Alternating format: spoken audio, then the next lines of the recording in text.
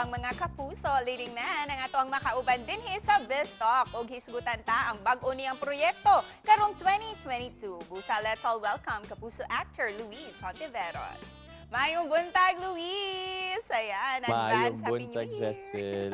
Maayong buntag sa inyo, Cebu. Yes, Ayan. ayan. Advance Happy New Year, ha, Luis? Advance Happy New Year then. Yes, ayan, Luis. What do you really love the most about the holiday season? What I love about the holiday season ay syempre yung ah, kainan, salo-salo, yung family gathering. Though sa amin na pamilya ko, and I think tulad ng karamihan, hindi pa uli nagkakaroon ng family gathering and reunion gawa ng COVID nga tayo. So may pag-iingat pa rin. It's almost the new year, Luis. Ano ba yung mga family traditions nyo that you always look forward to basta bagong taon?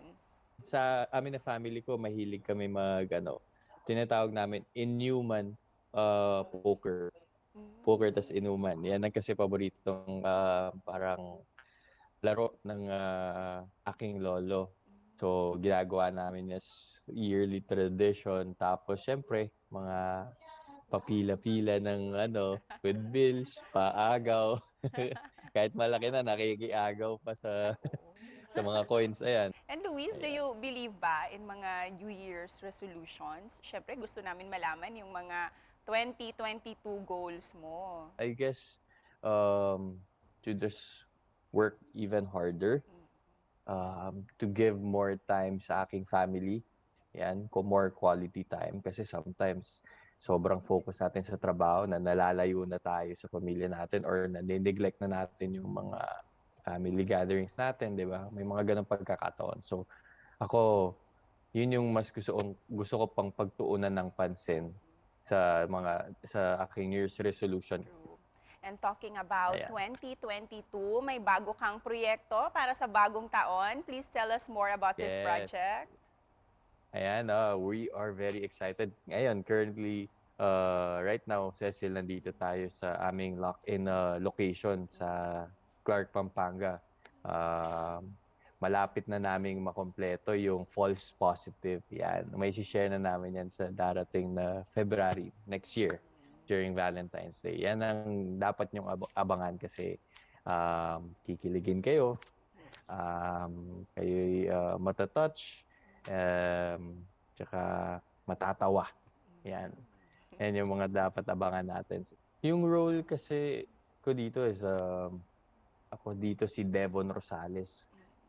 Interesting yung mga struggles niya, yung rason niya dito, kung bakit siya ganun yung pag-uugali niya, pakikitungo niya sa mga makakasama ko ditong cast.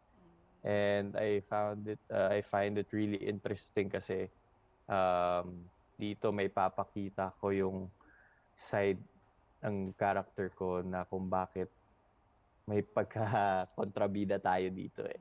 Makikita nyo rin yung matatakal yung pagka-sexist ni Devon. May pagka-rude siya. Iba yung pagtingin niya sa mga babae. Medyo nilolook down niya yung mga kakayanan ng mga kababaihan. Kaya itong show namin, sana may kapulutan yung aral. That's a very interesting role that you have, Luis. And of course, we Yes. recently watched you also sa primetime series na To Have and To Hold. And 1 year ka na rin Wow, naging isang thank you. kapuso, Luis. How do you find it so Yes. far? Bittersweet siya sa akin kasi mahal na mahal ko yung cast na yan. It's my first ever lock-in taping ng mahaba. So, talagang nabuo yung mga pagkakaibigan namin dyan sa set. Nag-yoga kami nila Carla, Rocco. So, makikita nyo yung mga character namin, di ba? Sa To Have and To Hold, kanya-kanyang mga iringan, kanya-kanyang away, problema. Pero behind the scenes, we're very, very happy and very light. And going back, Luis, ayan, we look forward Ayan. to watch your performance ha, dito sa False Positive. Kaya naman, Luis, imbitahan Yes. mo na ang mga kapuso natin to watch this.